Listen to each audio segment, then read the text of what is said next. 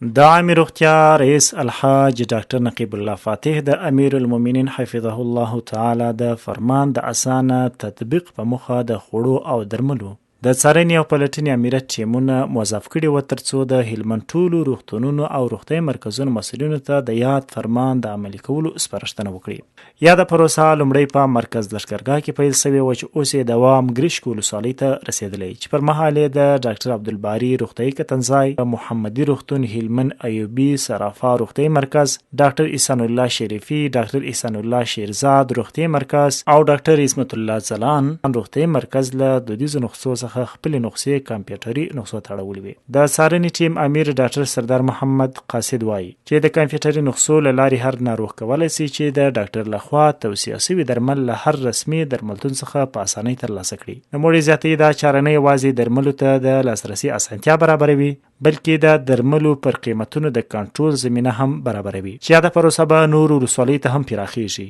او په دوامداره توګه به ترې څارنه ترسره کیږي.